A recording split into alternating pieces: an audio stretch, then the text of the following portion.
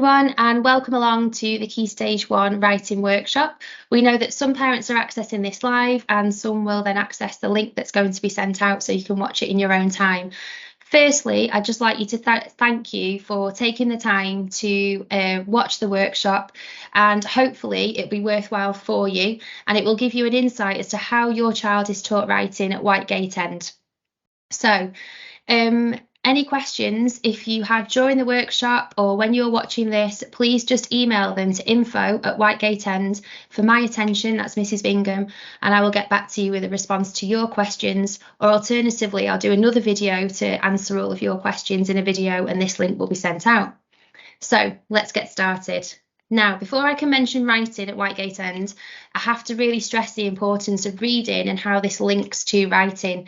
So we're doing lots and lots of work throughout school on our reading at Whitegate End and how to develop this further. And I can't stress to you enough that reading is learning. So the more that children read, the more words they process, the more words they gather in their vocabulary. They gather ideas for stories that they can use in their writing. They gather knowledge of the world. We've got some year threes that are so thirsty to hear about the Egyptians at the moment. So I can't stress enough the importance of reading. So we know that we've got real supportive parents. So thinking about how could you help with this at home? So as a busy working mum myself, I know this is easier said than done, but I think making time to read each and every day is so vital. Whether it be 5 minutes at the end of the day as part of the bedtime routine, really just having that nice time together to enjoy a story that your child may be familiar with or one that they're interested in.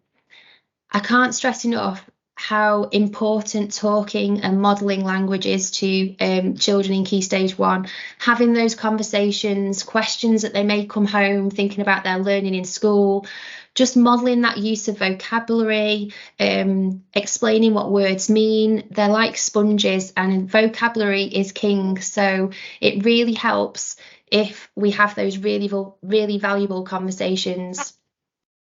It doesn't have to be a book. It can be something that if a child is interested in a sport, or it could be something linked to if Newsround have got articles online, BBC Sport, if there's some keen footballers. I know we've got some keen footballers in year 2. So again, it doesn't have to be a book. It can be signs around the environment when you're going shopping, lots of different times where we can practice our reading. With my little girl, I let her tell me the story. So if it's a story that she's interested in, one of her favourite ones at the moment is Snail and the Whale. And yeah, she might not read it word for word, but she remembers the story, the rhythm, the rhymes. She can finish words off in a sentence. So I think it's just enjoying that book and that love for reading.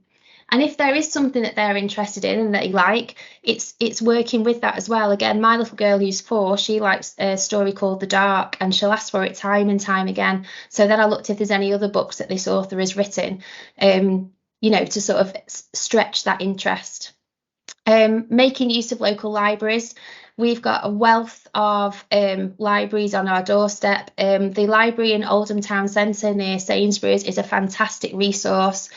Lots of books that you can take out from there, but you can return to any library. So if it's easier to go to Chadderton, so many texts in there. There's brilliant activities that they run in the libraries. They're doing free tea and coffee. It's a warm hub as well.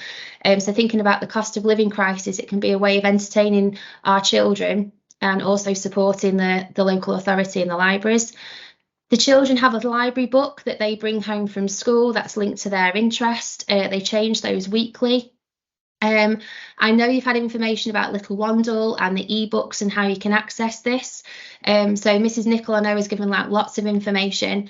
It is a shift from the way that we did used to access reading. But if you would like your child to have a physical book, we do have some floppy phonics books in school that they could use. So please just speak to your class teacher for specific books.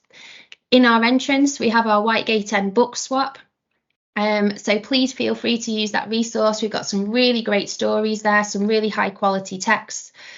And I know we have to balance that the value of holding a book, you know, enjoying a good book together, but there are some really useful apps that help children who are perhaps maybe a little bit reluctant to read at home if they feel that they've done their work at school and home's home. Again, one that I use with my little girl and I've used with children across school in the past is Teach Your Monster to Read. There is a charge involved again, so it is, I'm not saying you have to, it's just a recommendation that you might want to access this app at home. They build their own avatar, they then use this to build up their knowledge of initial sounds, they build CVC words. So it's just a way of practicing their reading skills in a different way. So that's thinking about reading, and then how this leads on to writing. And I want to give you an overview of how we teach writing at Whitegate End, so you know how this looks in year 1 and year 2. So we have a process that we follow, and we have a process of pedagogy that we follow where we activate the children's learning. We then build upon this. The children then use that learning, and then we review it and we think about next steps. So what does this look like for our writing process? So we have a hook. We hook the children into their learning and we're activating what they know. We then make clear the audience and the purpose. Why are they writing? Who are they writing to? So they're not just thinking, oh, well, I'm just writing. It's got a clear purpose.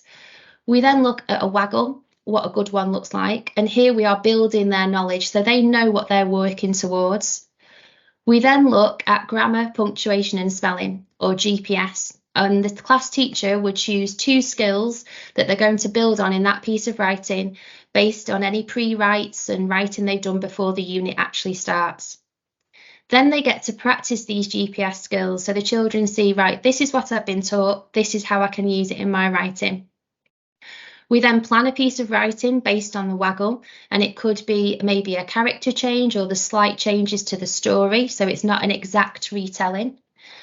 We then do a shared write where the whole class write together. This could be where the class teacher models it and then the children write in pairs, and they then draft and then their work. It's a work in progress, so we know that it's not going to be perfect straight away, but that's how we learn and that's okay. And then they then publish this piece of writing. So thinking about this process then, what does that look like in year 1 and year 2? So if we look at each in turn,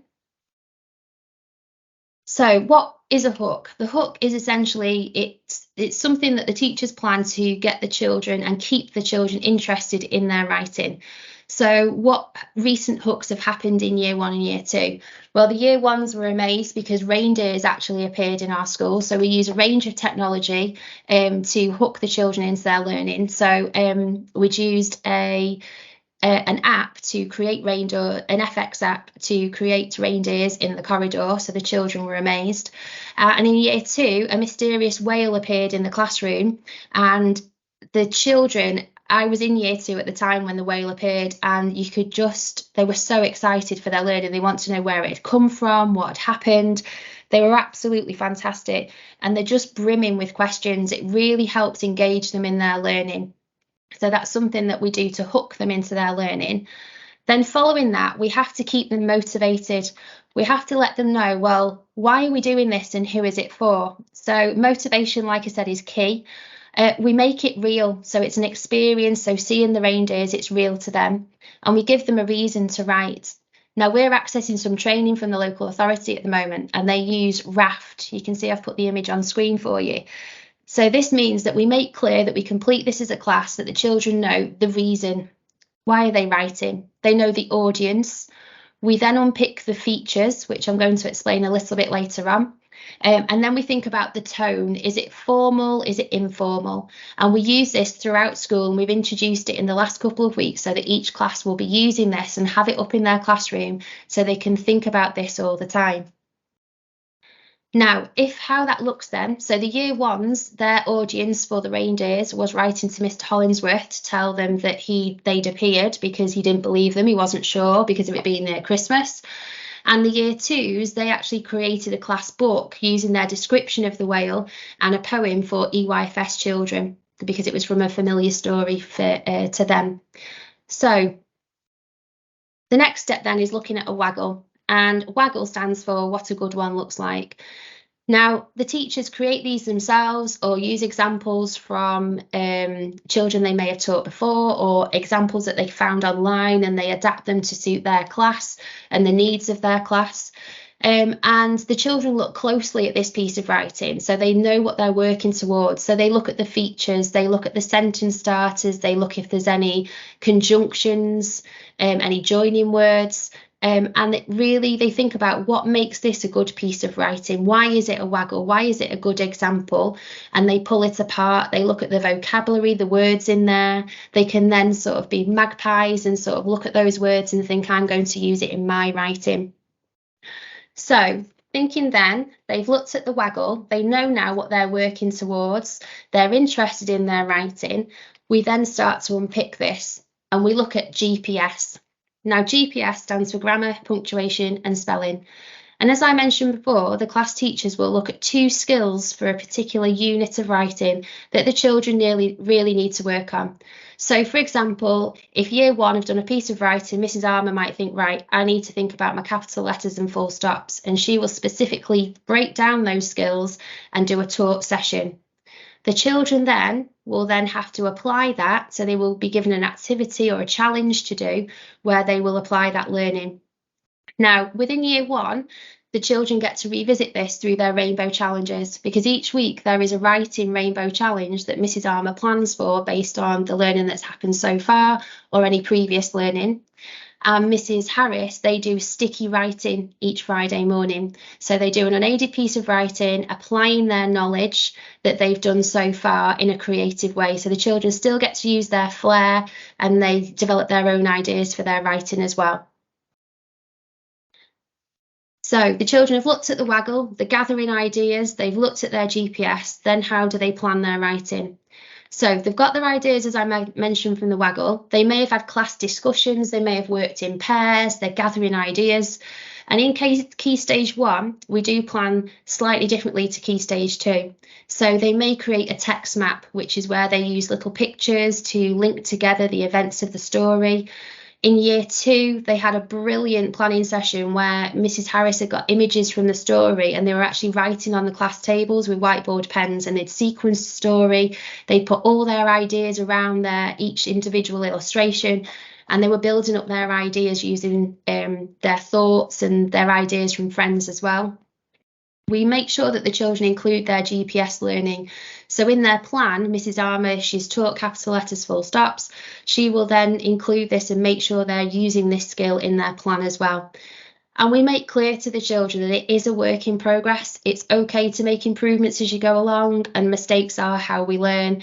If they come to their plan a couple of days after and they've got a brilliant idea, can they improve it? They're given opportunity to do that. So now that the plan is in place, we do, I do, and we do. So the teacher will model, so I do, the writing for year 2. So they will look at the plan and Mrs. Harris would stand and model a piece of writing, and she will sort of talk out loud her ideas. So she will talk through her ideas, or maybe I could use this. Oh no, that's a better word. Oh, we've done this in our learning. And the children will see that thought process that Mrs. Harris is going through to create a piece of writing. And then they can mirror that they see. They know that their learning is in a safe space and all ideas really do matter. Then Mrs. Harris might ask the children to work in pairs to come up with the next sentence. And then they will work in pairs, they will feed back to Mrs. Harris, and they create a piece of writing, and it really helps to build the children's confidence. Now, we use what's called scaffolds in the children's learning. So this is helping them with their learning, and it can be presented in different ways. So it might be when the class are having a discussion around a story that they create a class word bank, which is there on the working wall for them to access. There may be sentence starters that the children need to use, and it does vary throughout the year. So in autumn term, obviously, we have to teach the children. We heavily scaffold the writing. We give them things that they can use, ideas. And then as the year progresses, and each year group is slightly different, those scaffolds may look different. We may pull away some of the scaffolds for those children who are confident. We may increase them for those children who are a little bit less confident with their writing. And the teachers use their judgment for that as well. And again, it does vary class to class. There's no sort of one size fits all. It's whatever suits that cohort really, to give them those scaffolds to help with their learning. So then the children are coming up to the end of the writing process. They've got their plan, they've looked at the waggle, and they're basically putting all the pieces together. So they use the plan and all of their ideas and all the scaffolds that I've just mentioned that are available, and they put together their piece of writing. They will get ongoing feedback from their class teacher during this. It may be informal conversations, sort of small group work, and it is a work in progress. So the children can continually improve their work and make changes to their work. Now, one thing that we see the year two starting to do is they will read through their sentences and notice if there's any words missing. And it's a real skill, because the children, sometimes they think they know what they've written, but actually when they read it, they've omitted some words and they need to put those words in where they were missing. Okay, so they've drafted their work. And then we come to publishing it, to putting it together and taking pride in their work as well. So throughout the whole process, we've got opportunities for developing handwriting, where the class teachers are modelling use of ascenders and descenders and making sure the words are sitting on the line, not dancing above it. And we put all of these pieces together. Now, this isn't just copying a piece of work up neatly, it's using all of our hard work, and it is a work in progress to complete a final piece of work that the children are proud of. And it really does have a purpose. So we reflect and think about the raft, the reason they are doing it, and the audience they're doing it for. So, for example, in year one, they did a letter to Mr. Hollingsworth around the reindeers visiting our school. And as I mentioned before, year two's writing created a class book for EYFS. So this is how we do our writing at Whitegate End. And then we know that we've got really supportive parents. So we're thinking of ideas that you can do to help at home. And again, we know that every family setup is different. So we want to give you a host of ideas that are easy to resource. We know from feedback from our parental survey that creating a big project at a weekend isn't the best thing for our children and our parents. So we want to give you a host of ideas that you can use. So, as I said before, and I will say again and again, reading is absolutely key. Okay, so just picking up off ideas from the children, books that they're interested in, and they will start to see new words in the books, and we will start to see that in their writing. So how could you help develop writing at home? What opportunities could you offer? So you could write about a special event, if you've been somewhere, even a park visit. You could play I Spy using different vocabulary, silly sentences and stories. So you could make up silly sentences in the back of the car if you're on your way to your swimming lessons. I know I remember doing my times tables in the back of the car when I was little. Rhyming word games, coming up with silly rhyming words, creating shopping lists, or if you go out for a meal, write down what they would like, the order, could they order for the family? Drawing pictures and labelling. We know a lot of our children are very creative, so could they label their pictures? Could they create stories from their pictures and talk through their stories? So we're thinking a mixture of writing opportunities, but also opportunities for their speaking and listening to develop as well alongside their reading.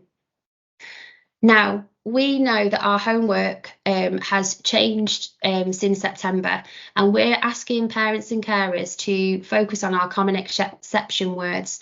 And I was thinking about how you could help with this at home. Okay, so on your child's class page, if you scroll down to the bottom, there are copies of the common exception words for your child's year group, and there are some handy resources underneath there that you can help at home.